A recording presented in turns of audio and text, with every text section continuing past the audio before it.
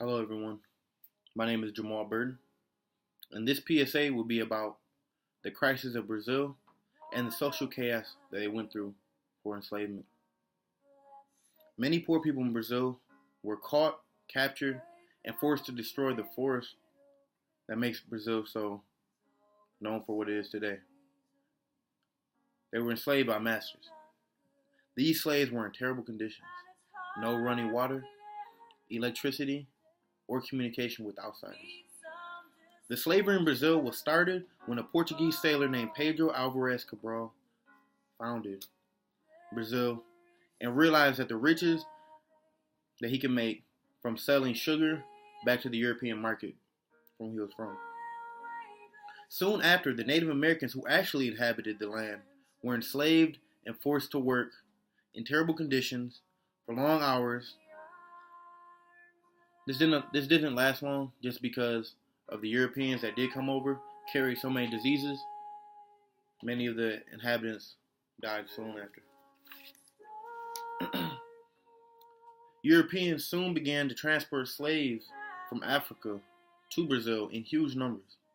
As many as 10 times more slaves were traveled to Brazil than the U.S., but because of disease and how cruel the conditions were on the sugar plantations, they always had low population. In May 1888, Brazil became the last country in the Americas to abolish legal slavery.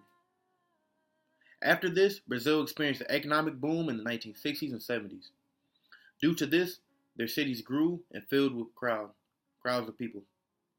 The industry expanded, and poverty grew deeper and deeper.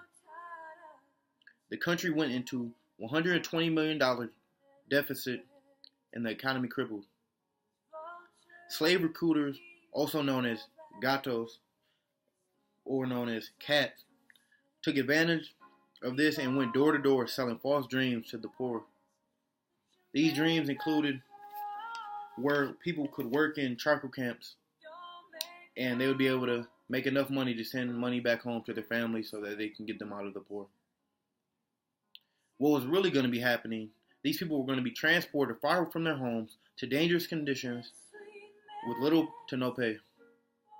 When the gatos were taking in new workers, they were making sure that they took everybody's identity cards and labor cards. The importance of this is to understand that without these cards, it's very difficult in Brazil to obtain rights. Without this paperwork, they were essentially dead as citizens and born as slaves. By being so far away from their homes, these slaves had no idea of what to do even if they were to escape. They would have no money, they would have nowhere to go, and they would consistently be put in positions where they would have to go back and eventually work for in the charcoal camps for the gatos. The gatos made sure that the slavery was short-term in length. It was crucial that they were constantly bringing in new slaves because the average slave usually worked between 3 months to 2 years.